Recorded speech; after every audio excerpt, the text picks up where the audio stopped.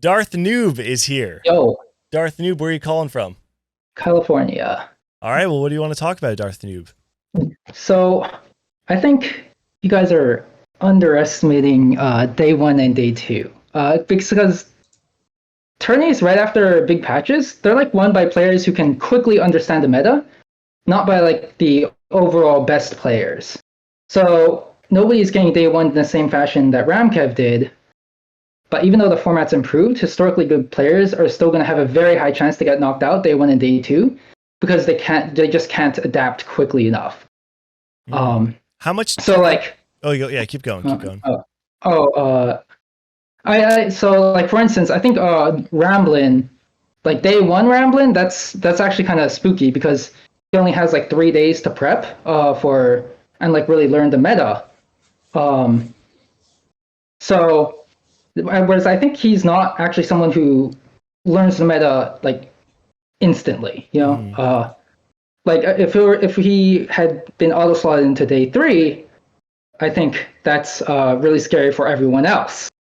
But for day one, like I think he does have a high chance to just get knocked out due to not being familiar enough with the meta. Okay, so I actually, you know what? I want to give you some kudos on that because a good point I didn't even think about is Zon Cup is where we saw this exact thing play out. It was, I think it was Zon Cup. It was a tournament 3 days after the patch launched, and we did see Ramblinnn not make it out of his day two lobby, which is where he was seated. So he didn't make it out of any of the days that he competed in, and he did attribute that to playing in a tournament where it was just a few days after the patch. How I mean, we don't know how big the B patch is, but it does. I know they used the phrasing that it's going to be a big B patch. How much weight do you two put into that? Like how large do you think that is going to be, and how much of a disadvantage do you put a player like Ramblinnn at because we're playing on a B patch? Okay.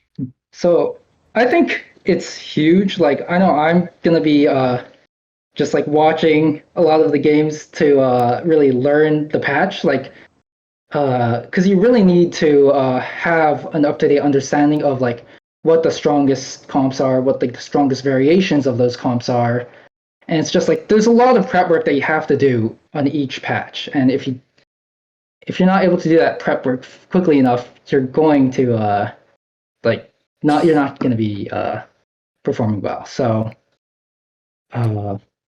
Okay, I kind of forgot the question, but no, it's okay. Yeah. Let me ask you this actually, Darth Noob. The state of the patch right now, assuming that Swain is nerfed a bit and is brought back to a reasonable power level, how wide do you think this patch actually is? I mean, it's not that wide because mages are still kind of in the gutter. Yeah. Like. Because there's still just like Corky, Zaya, Xiaoyu, and the Swain. So yeah, this is set 6.5. Like Ramblinnn was the AP flex player. And I don't even he can't be the AP flex player. I was watching Ramblinnn the other day where he was saying like, oh yeah, I don't really play AP as much as I normally do because you can't. Like AP is just not that good. It's harder to play than AD is. So even stylistically, like I don't think that Ramblinnn can only play AP flex, but that is the style that we've seen him opt into in the past. And I'd have to watch more Ramblinnn to really get like a good feel on like where he puts himself right now.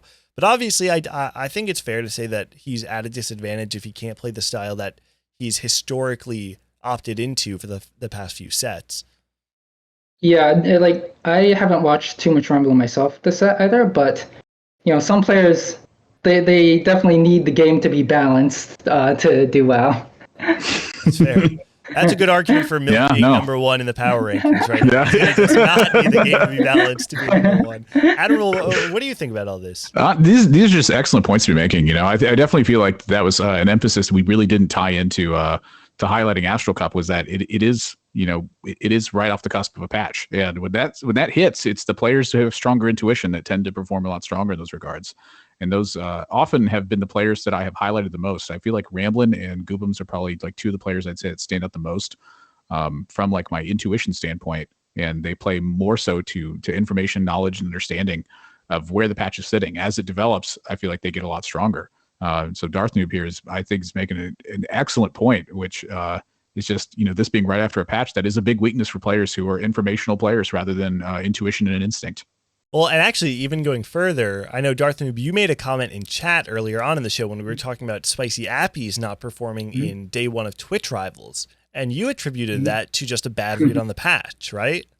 Yeah, Twitch Rivals, some people played mages on day one, and they all learned from that experience.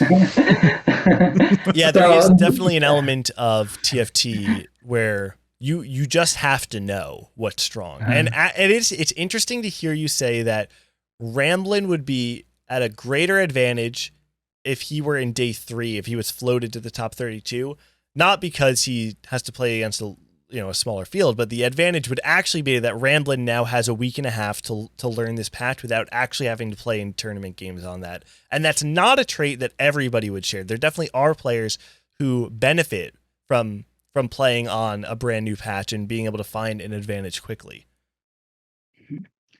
Someone in chat says, if someone isn't able to adjust, and this is Lawrence in chat, says, if someone isn't able to adjust to a patch in time, are they really the best player?